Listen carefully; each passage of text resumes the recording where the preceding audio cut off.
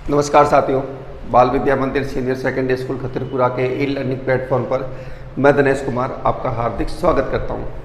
आज के इस वीडियो के अंदर या लेक्चर के अंदर अपन बात करेंगे कक्षा 9 की एक पोइम को लेकर, जिसका टाइटल जो दिया हुआ है वो है the duck and the kangaroo. ये पोइम जो है वो एडवर्ड लेयर के द्वारा लिखी गई है, जो एक राइटर माना जाते हैं नॉनसेंस वर्स राइटर के रूप में। नॉनसेंस का मतलब जिनका कोई ज़्यादा मतलब नहीं होता, नॉनसेंस वर्स कहलाती है, उनके रूप में उनकी ख्याति है एडवर्ड लेयर की। इनका जीवन काल जो है वो 1812 से लेकर 1888 तक है, और इनका जन्म जो हुआ था वो इंग्लैंड के अंदर हुआ था, यूनाइटेड किंगडम के ये हैं, और इनकी डेथ जो हुई थी वो 1888 के अंदर, 1888 के अंदर वो हुई थी इटली के अंदर।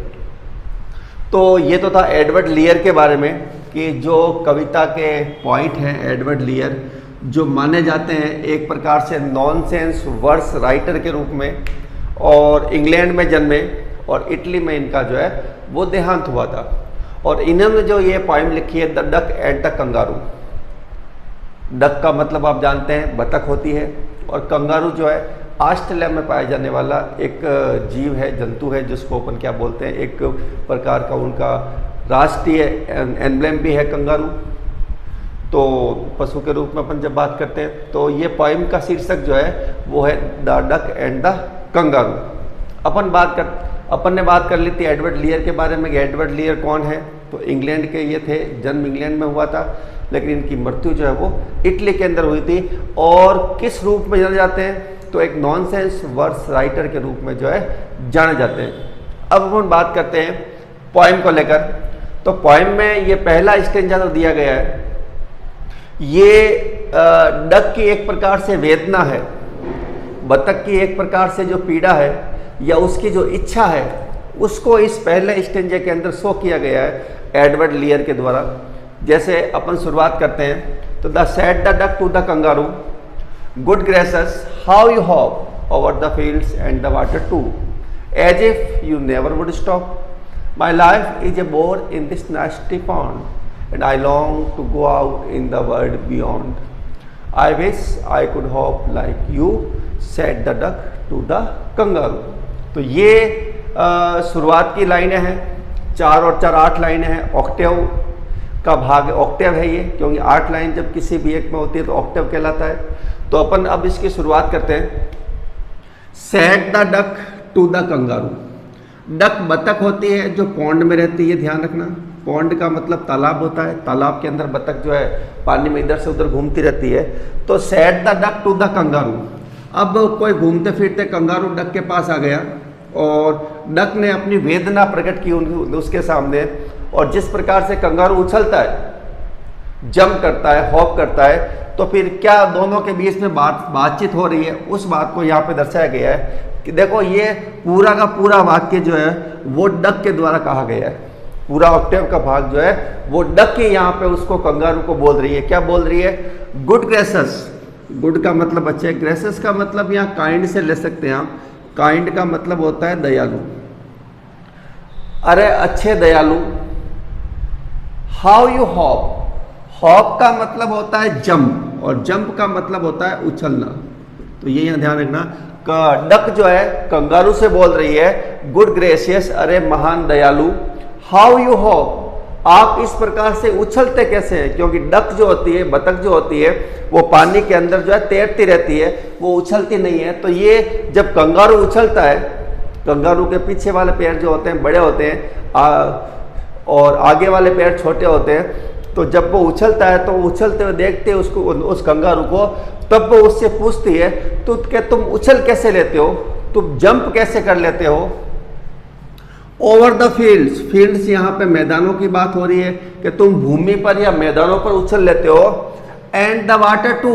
टू का मतलब यहाँ भी से है, और वाटर का मतलब है पानी। क्या तुम जमीन पर भी उछल लेते हो? तुम पानी में भी जो है उछलते हुए आगे बढ़ जाते हो, तुम ये कैसे कर लेते हो?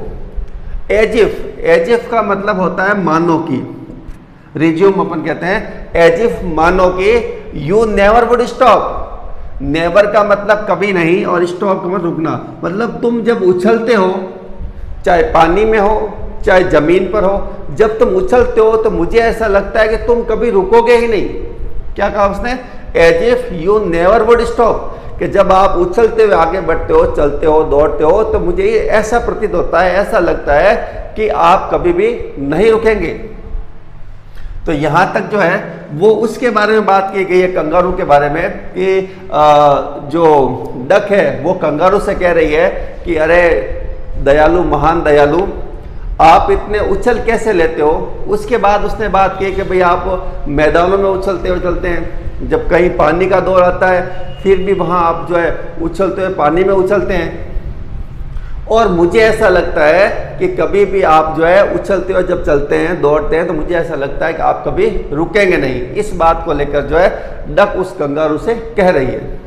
उसके बाद में नीचे की जो ये 4 लाइन्स है उसमें उसने अपने खुद के बारे में बताया डक ने। यहाँ तक तो पहले 4 लाइन्स जो थी वो कंगारू के बारे में थी, लेकिन ये 4 लाइन नीचे वाली जो है उसने खुद के बारे में शो किया है। क्या किया है?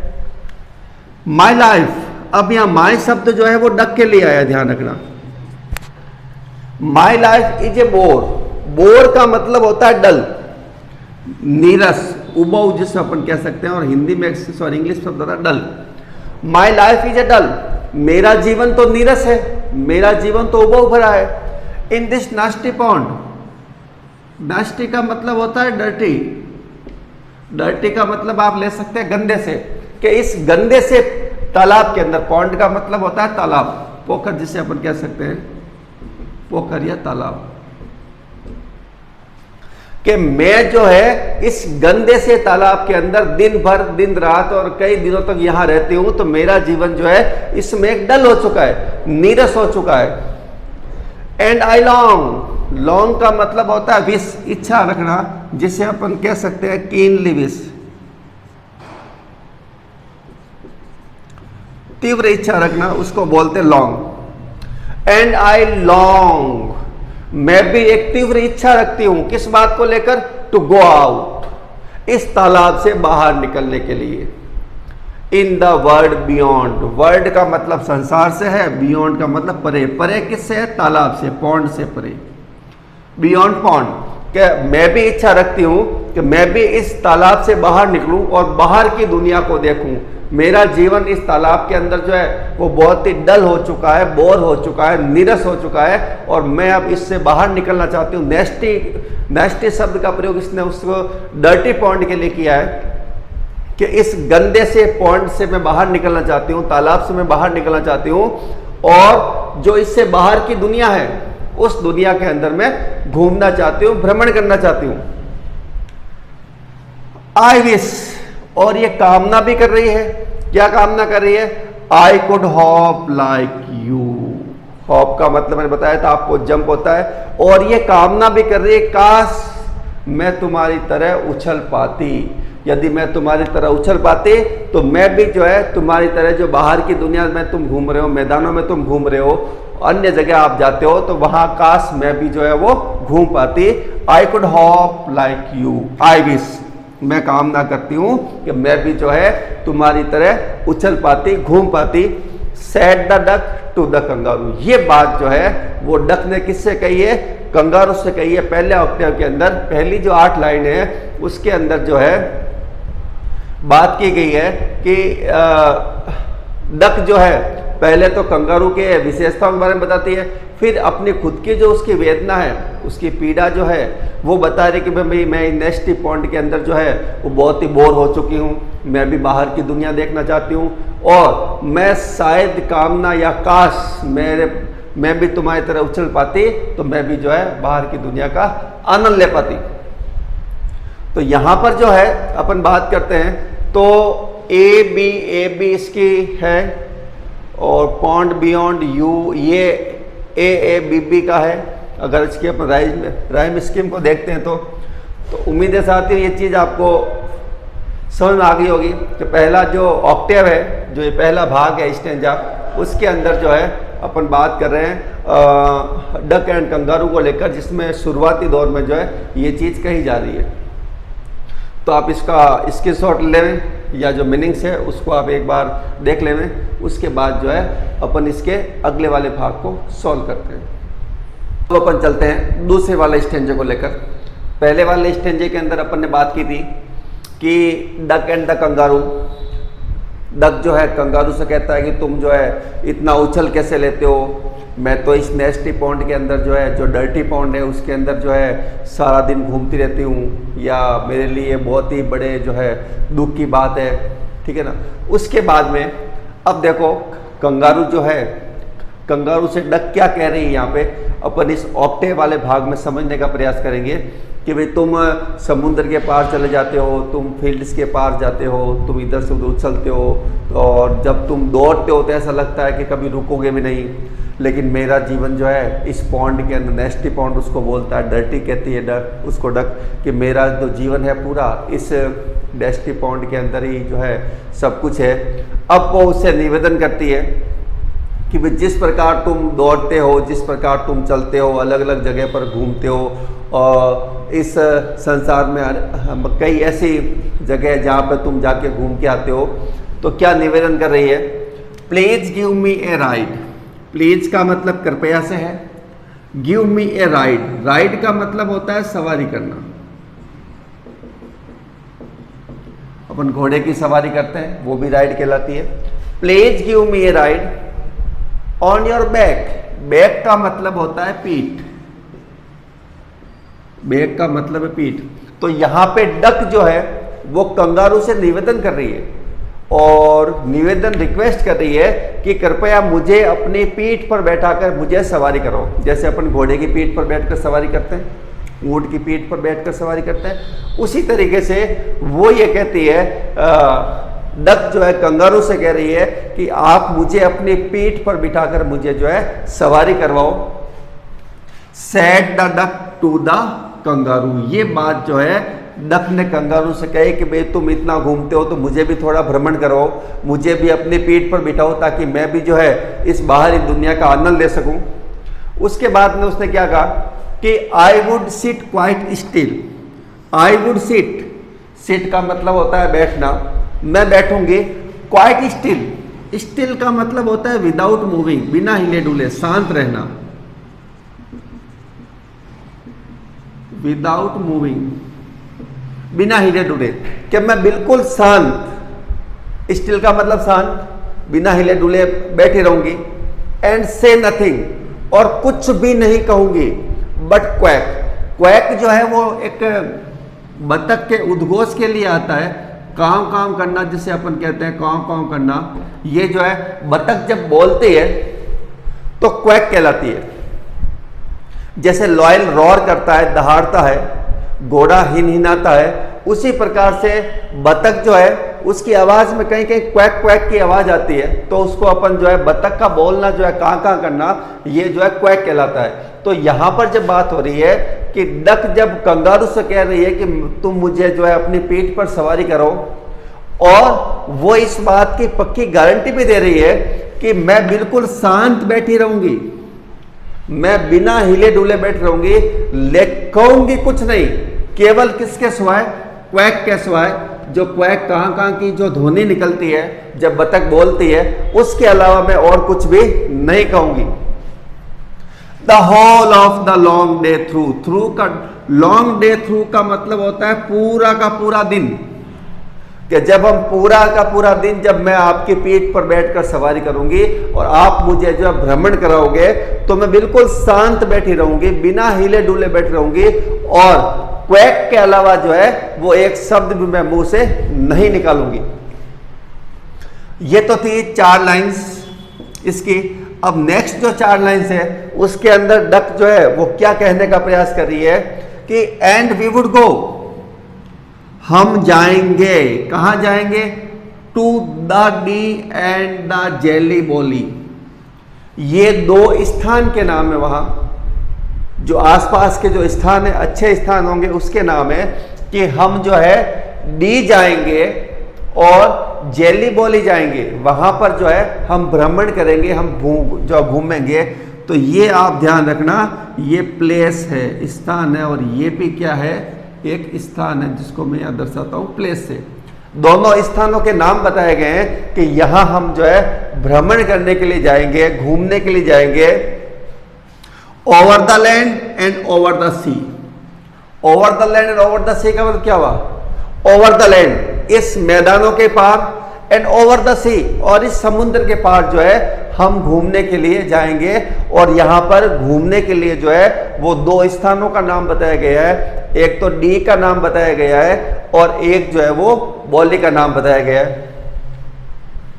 उसके बाद में क्या कह रही है? Please take me a ride. अब और उससे गहरा निवेदन किया जा रहा है और ये एक्सक्लेमेशन की बात हो रही है, थोड़ा आश्चर्य एकदम उत्साहित होकर जो है वो ये बात की रही है कि प्लीज टेक मी राइड, मुझे केवल एक बार सवारी करने दो, मुझे इस नेस्टी पॉन्ड से बाहर निकलने दो। और जिस तरह तुम उछलते हो, जिस तरह तुम हॉपिंग करते हो, जंप करते हो, उसी तरह मुझे भी जो है इस नेस्टी पॉन्ड से बाहर निकालो और अपनी सवारी करो। Please tell me a ride. एक बार सवारी कराने की बात कर रही है। और डू का मतलब ऐसा आप कर लीजिए, ये सेम आता है कि मुझे अपनी जो है आप सवारी करवाने दीजिए। Said the duck to the kangaroo. और ये बात किसने कही? डक ने कही। किससे कही? कंगारू से कही।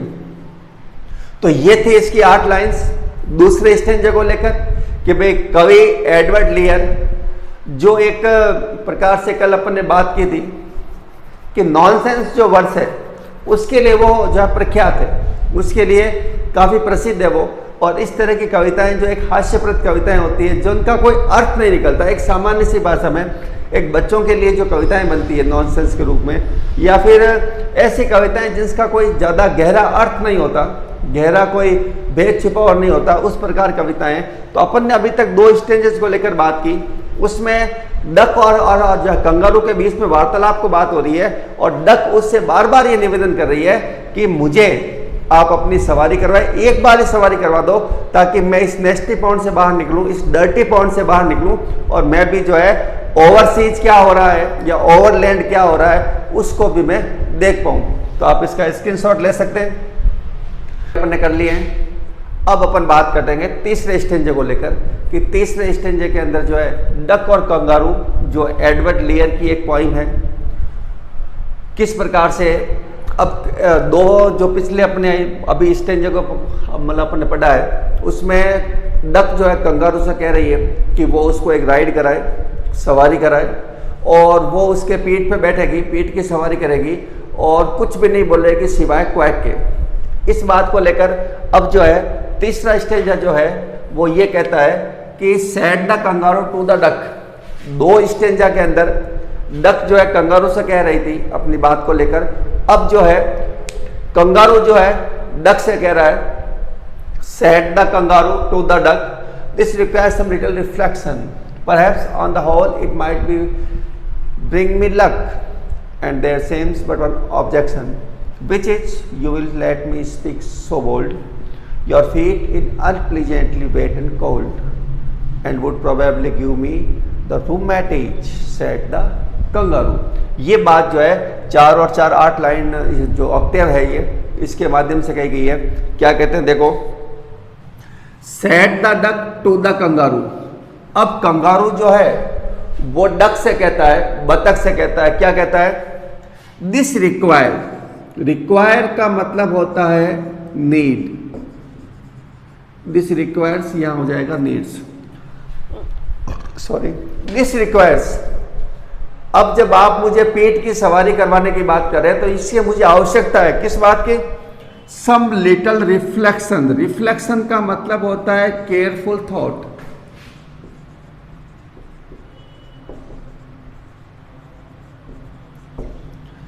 केयरफुल थॉट का मतलब कुछ विचार करना, कुछ सोचना। तो जब ये बात कही थी उसने डक ने कि मुझे आप पेट की सवारी करवाइए, तो ये बात जब सामने आई वो तो उसने कंगारू ने कहा कि जब आप कह रहे हो कि मुझे पेट की सवारी कराओ, इस बात को लेकर मुझे जो है कुछ सोचने की आवश्यकता है कि मैं आपको पेट की सवारी करवाऊं या नहीं करवाऊं। परहैप्स हो सकता है शायद, परहैप्स का मतलब मे बी से है, ठीक है ना, अपन यहां लिख सकते हैं परहैप्स का मतलब शायद, और यहां हो जाएगा आपके may be. Perhaps on the whole. On the whole का मतलब अगर इसको संपूर्ण रूप से देखूं मैं, कि यदि मैं आपको सवारी करवाऊं और इसके एक संपूर्ण ओवरऑल जो अपन एक कंक्लूजन निकालते हैं, निष्कर्ष निकालते हैं, ऑन द होल यदि संपूर्णता की बात की जाए तो it might bring me luck. Luck का मतलब भाग्यशाली होता है, और ये हो सकता है मेरे लिए भाग्यशाली हो। माइट का प्रयोग किया, माइट का प्रयोग जो है बहुत ही क्षीण संभावना, जिसको अपन बोलते हैं रिमोट पॉसिबिलिटी, रिमोट पॉसिबिलिटी को लेकर माइट का प्रयोग होता है। तो यहां पर जब बात की गई है तो वो सोचता है शायद अगर मैं इसे संपूर्ण रूप से देखूं तो मेरे लिए ये थोड़ा सा भाग्यशाली साबित हो सकता है। जो क्या बात भाग्यशाली साबित हो सकती है, डक को जो है पेट की सवारी करवाने की बात को लेकर जब उसने कहा कि ये मेरे लिए हो सकता है थोड़ा सा भाग्यशाली हो जाए। एंड और there seems but one objection. Objection का मतलब क्या होता है, गतिरोध कह सकते हैं, प्रतिरोध कह सकते हैं, ऑब्जेक्शन है। तो लेकिन एक इसके अंदर समस्या आ रही है, एक इसके अंदर जो है वो ऑब्जेक्शन आ रहा है। क्या है प्रतिरोध, क्या गतिरोध आ रहा है, क्या ऑब्जेक्शन है, विच इज जो है, मतलब कह रहा है कि भाई मेरे संपूर्णता अगर मैं बात सोचूं तो इसके लिए मेरे लिए थोड़ा ये भाग्यशाली साबित हो सकता है। माइट का प्रयोग हुआ है, लेकिन उसको एक ऑब्जेक्शन दिखाई दे रहा है, उसको एक समस्या दिखाई दे रही है। क्या ऑब्जेक्शन है, which is you will let me speak so bold. Bold का मतलब होता है निडर।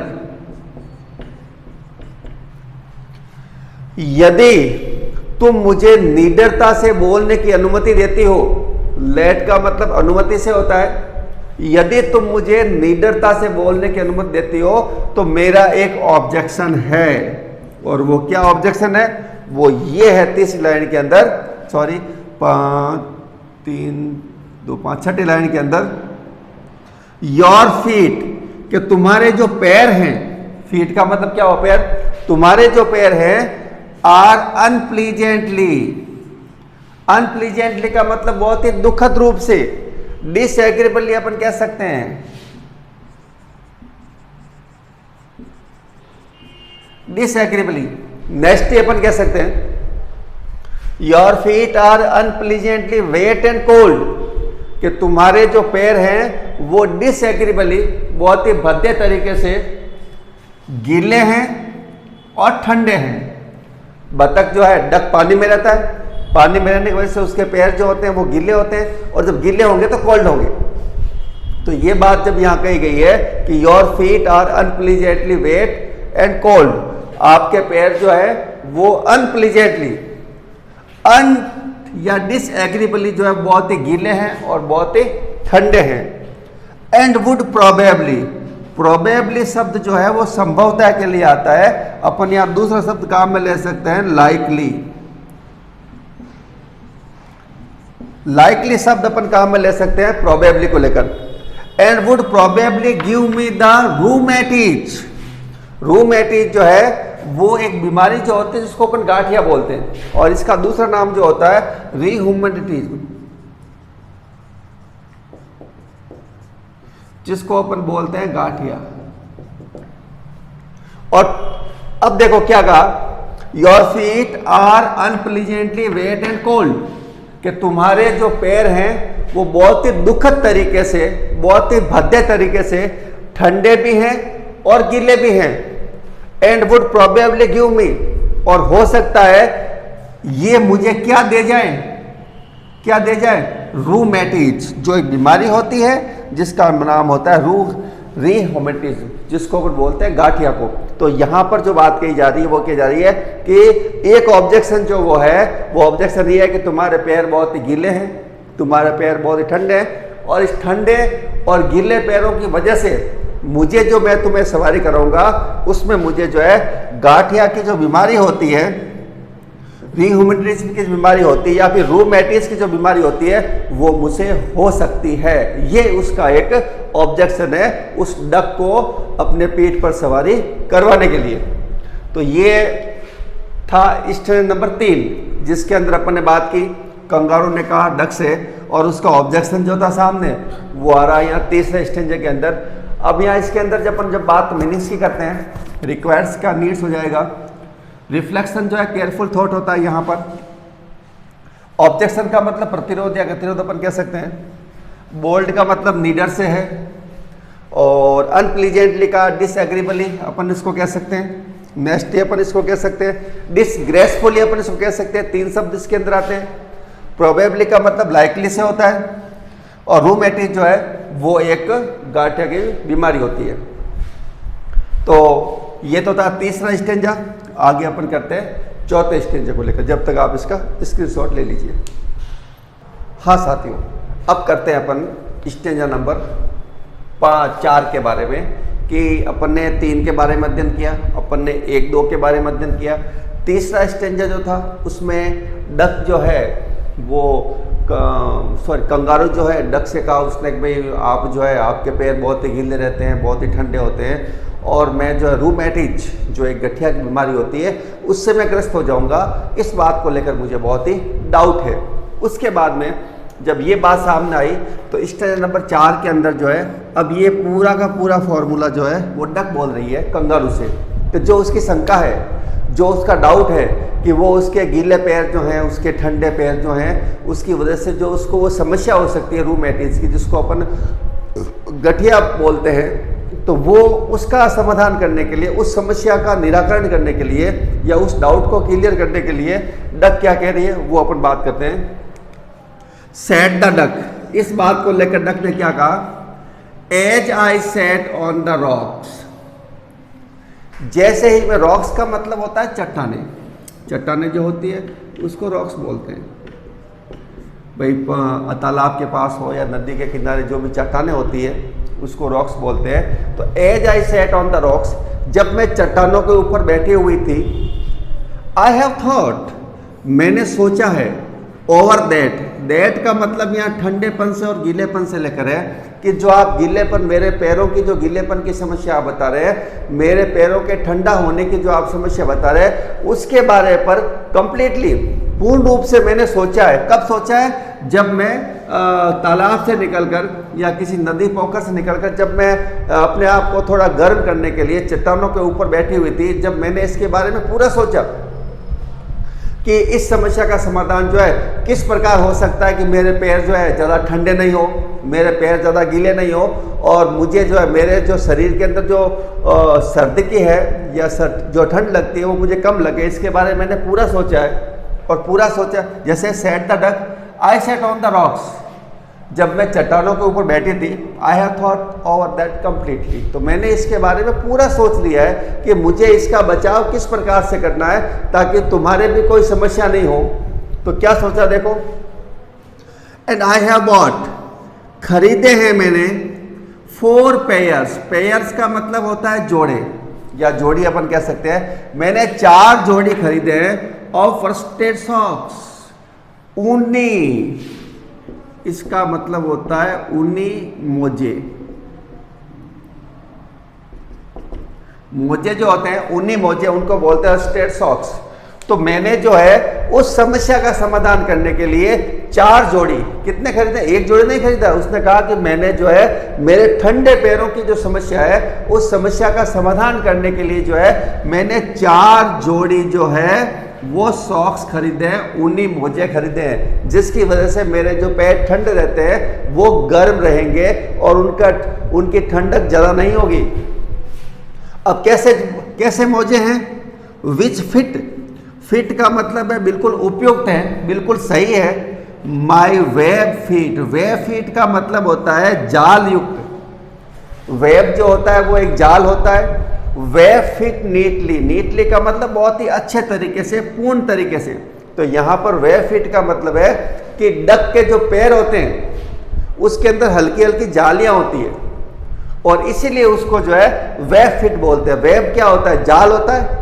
उसी तरीके से बत्तख जो डक के जो पैर होते हैं उसमें जालीनुमा संरचना होती है और उस जालीनुमा संरचना के फिट बैठने वाले इसने क्या खरीदे हैं? 4 जोड़ी मोजे खरीदे, जिसकी वजह से जो है उसके पैर जो है वो ज़्यादा ठंडे नहीं रहे, गर्म रहे।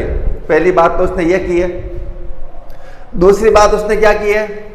And to keep out of the cold, cold का मतलब यहाँ सर्दी से है कि मैंने अपने आप को सर्दी से बचाने के लिए keep out and to keep out of the cold, अपने आप को सर्दी से बचाने के लिए या फिर सर्दी को बाहर रखने के लिए।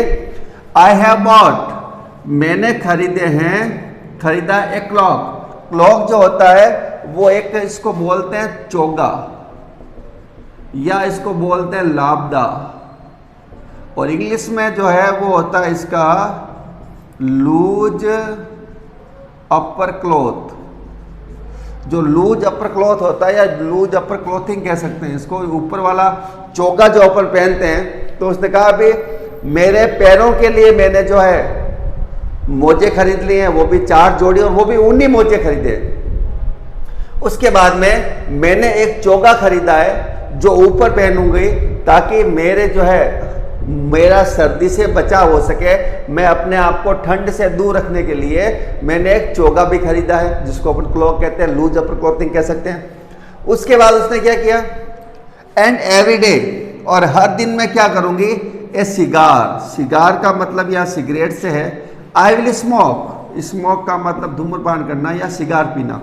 तो अपने आप को बाहर से गर्म रखने के लिए उसने क्लॉक खरीदा, उसने मोजे खरीदे, और अंदर से उसने गर्म रखने के लिए वो ये बात कह रही है कि मैं एक सिगार जो है वो हर दिन पीऊंगी, जिससे मेरे अंदर जो है शरीर के अंदर भी जो है थोड़ी गर्मी रहेगी, सर्दी का प्रकोप कम होगा, ऐसा वो मानती है। हालांकि smoking injurious to health, smoking करना किसी भी तरीके से स्वास्थ्य के लिए लाभदायक नहीं है, लेकिन फिर भी जो सर्द इलाकों में रहते हैं, जो ठंडे इलाकों में रहते हैं, वो सिगार और शराब का सेवन ज़्यादा करते हैं, और ऐसा मानते हैं वो कि इनके सेवन करने से जो है वो उनके अंदर जो है सर्दी का प्रकोप उनके अंदर कम होता है, ऐसा उनका मानना है। लेकिन साइंस ये प्रूव कर चुका है कि इस प्रकार की कोई बात नहीं होती है। जो किसी भी प्रकार की स्मोकिंग होती है वो शरीर के लिए किसी न किसी तरीके से हानिकारक होती है, उसमें कोई भी लाभदायक पक्ष नहीं होता है। तो आप इस बात को ध्यान रखें। लेकिन यहाँ पर जो है वो बात डक की है, मैं डक के थ्रू आपको बता रहा हूँ कि वो ये कहते हैं कि अपने आप को अंदर से गर्म रखने के लिए या अपने आप को गर्माहट महसूस करने के लिए वो एक सिगार जो है वो हर दिन पिएगी। ऑल टू फॉलो, ये जो सभी काम वो कर रही है, कौन कौन से काम है, एक तो वो उसने खरीदे हैं 4 पेयर ऑफ रस्टेड सॉक, 4 जोड़ी उसने मोजे खरीदे हैं वो भी ऊनी। उसके बाद में उसने एक लापदा या चोला खरीदा है, क्लॉक जिसको अपन बोल रहे हैं, और एक काम उसने किया है और कि भाई मैं हर दिन जो है वो एक सिगार पीऊंगी जिससे जो है मेरे अंदर की गर्माहट बरकरार रहे। ये सभी उसने काम किए हैं। My own dear true love of a kangaroo, कि मेरा जो खुद का पसंदीदा जो सच्चा प्रेम है, ट्रू लव का मतलब होता है सच्चा प्रेम, मेरा जो सच्चा प्रेम है माई ऑन डियर कंगारू के लिए, कि भाई मेरा जो प्रिय कंगारू हो, तुम मेरे बहुत ज़्यादा प्रिय हो, बहुत ज़्यादा मेरे हितैषी हो, उस हितैषी के लिए जो मेरा सच्चा प्रेम है, उस सच्चे प्रेम को मुझे व्यक्त करने के लिए ये सारी बातें करनी पड़ी। क्योंकि तुम्हारी जो डाउट है, तुम्हारा जो संदेह है कि जो तुम्हें रूमेटिस की बीमारी हो सकती है, उस बीमारी के बचाव के लिए मैंने ये सारा काम कर लिया। मतलब यहाँ पर इस ऑक्टेव के अंदर डक पूरी तरह से कंगारू को कन्विंस करने का प्रयास कर रही है कि भाई मैंने जो जो काम किए हैं वो काम आपके लिए किसी भी प्रकार से अहितैषी नहीं होंगे, आपके भलाई के लिए मैंने किए हैं, क्योंकि आप जो है मुझे बाहर की सवारी कराएंगे, और इस बात की उसे पूरी उम्मीद है। तो यहाँ पर जब अपन वर्ड की बात करते हैं, ज़्यादा इसमें वर्ड है नहीं, जैसे रॉक्स का मतलब चट्टाने हैं, पेड़ का मतलब जोड़ी होता है, और स्टेट सॉक्स का मतलब ऊनी मोजे हैं, फिट का मतलब उपयुक्त है, नीटली का मतलब एकदम क्लीन तरीके से है, और क्लॉक का मैंने बताया आपको चोगा या लापदा होता है जिसको लूज अपर क्लॉथिंग भी बोलते हैं। सिगार स्मोक का मतलब धूम्रपान करना होता है। बाकी कोई इसमें ऐसे शब्द है नहीं जो ज़्यादा आपके लिए समस्या खड़ी करे। तो ये तो था स्टेज नंबर 4, आप इसका स्क्रीनशॉट ले सकते हैं। उसके बाद में अपन बात करते हैं आगे स्टेज नंबर 5 को लेकर, आप स्क्रीनशॉट। अब अपन बात करते हैं स्टेज नंबर 5 को लेकर, जो ये अंतिम भाग है इस पोएम का, the duck and the kangaroo, लिखी गई है एडवर्ड लियर के द्वारा। अब देखें इस स्टेंजा के अंदर क्या बात हो रही है। सेड द कंगारू, जब डक ने कहा कि मैं जो है पूरी तरह से मैंने तैयारी की है, मैंने पैर मोजे भी लिए हैं मैंने, जो है जब मैं चट्टान के ऊपर बैठी थी, जब मैंने उसके बारे में सोचा भी था, मैंने एक चोगा भी लिया है। और मैं आपको जो है, जो आप रूमेटिस की बीमारी के बारे में सोच रहे हैं, उस बीमारी से आपको ग्रस्त नहीं होने दूंगी। आप मुझे संसार की सवारी करवाइए। तो इस बात को लेकर वापस जो कंगारू जवाब देता है, उसको अपन एक बार पढ़ लेते हैं। क्या है? Said the kangaroo, I am ready all in the moonlight pale, but to balance me well dear duck sit steady and quite at the end of my tale, so away they went with a hop and a bound, and they hopped the whole world 3 times round. And who so happy, oh who, the duck and the kangaroo. ये 4 और 4 8 line Octave last भाग है इसका। अब क्या कहता देखो, kangaroo यहाँ पे कहता है कि सेड द कंगारू। जब ये बात सारी डक ने कही तो फिर कंगारू क्या कहता है? आई एम रेडी, मैं क्या हूँ? तैयार हूँ, बिल्कुल तैयार हूँ कि जो तुमने जो भी क्वेश्चंस लिए हैं, जो तुमने 4 पेयर्स लिए हैं मोजे के, और तुमने जो एप्रॉन लिया है जिसको उसका नाम आया था उसके अंदर क्लॉक जो लिया, एक प्रकार का चोगा होता है, लाइट अपर जो लूज क्लॉथ होता है उसको बोलते क्लॉक। कि जो तुमने इतनी तैयारी की है मेरे बारे में, जब तुमने इतना सोचा है, तब मैं अब तैयार हूँ। All in the moonlight pale, pale का मतलब होता है वीक लाइट जो होती है, धीमी रोशनी अपन बोलते हैं इसको, डिम लाइट जिसको अपन बोलते हैं, वीक या डिम लाइट उसको बोलते हैं पेल। डिम लाइट की यहाँ बात है, क्योंकि मून लाइट आपको मालूम होगा डिम होती है, सूर्य की रोशनी जो होती है वो बहुत ही तेज होती है, बहुत ही फोकस के रूप में होती है, लेकिन मून लाइट जो होती है वो बहुत ही धीमी होती है, दूधिया रोशनी होती है, ट्विलाइट उसको अपन बोल सकते हैं। तो इन द मून लाइट पेल, इसका मतलब ये हुआ कि वो समय जो है वो नाइट का समय हो चुका था, क्योंकि मून जो होता है वो नाइट के समय में होता है। दिन के समय में आप सूर्य की बात करते हैं, सन की बात करते हैं। तो ये जो लाइन है ये इस बात को दर्शा रही है कि रात का समय हो गया था और चंद्रमा की जो दूधिया रोशनी है, धीमी रोशनी है, वो वहां पर फैल रही थी। अब ये क्या कह रहा है कि भाई मैं तैयार हूं इस मून लाइट के अंदर, जो ट्विलाइट है इसके अंदर मैं तैयार हूं तुम्हें सवारी करवाने के लिए, तुम्हें भ्रमण करवाने के लिए। बट टू बैलेंस का मतलब होता है संतुलन। जब तुम मेरे पेट पर बैठोगी तो मुझे बैलेंस तो बनाना पड़ेगा, तो बट टू बैलेंस, लेकिन संतुलन के लिए डियर डक सिट स्टडी का मतलब होता है बिल्कुल सीधा, स्ट्रेट जिसको अपन कहते हैं। तो but to balance me well, मुझे अच्छे तरीके से अपने आप को बैलेंस बनाने के लिए, संतुलन बनाने के लिए, डियर डक सिट स्टडी, बिल्कुल स्ट्रेट बैठना, बिल्कुल सीधा बैठना। एंड क्वाइट का मतलब होता है विदाउट मूविंग, बिना हिले डुले।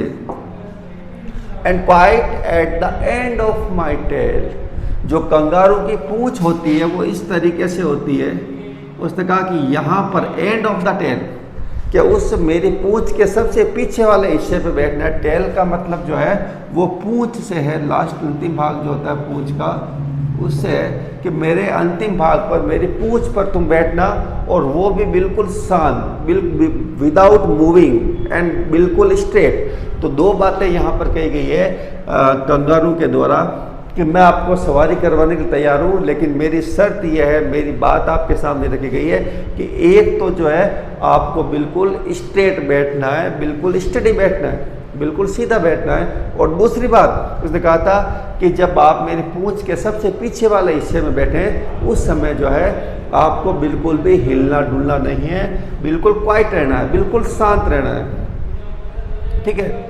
उसके बाद इसने क्या कहा? So away they went. So away they went का मतलब यहाँ वर्ड से है। अब वो ये इतनी करने के बाद वो संसार के अंदर निकल गए। With A hop and A bound. Hop का मतलब होता है जंप, और बाउंड का मतलब भी जंप ही होता है, छलांग लगाना, उछलना। यहाँ पे छलांग लिख सकते हैं आप, छलांग जो लगाई जाती है।